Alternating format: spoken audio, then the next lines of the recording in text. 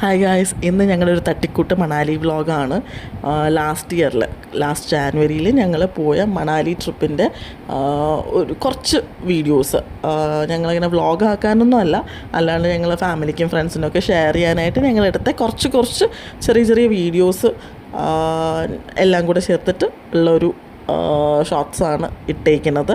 ഇതിൽ നിങ്ങൾക്ക് മെയിനായിട്ട് കാണാൻ പറ്റുക ഞങ്ങൾ ലാസ്റ്റ് ഡേ ആയിരുന്നു. ഒരു 3 to 4 days വരുന്ന ഒരു ട്രിപ്പായിരുന്നു.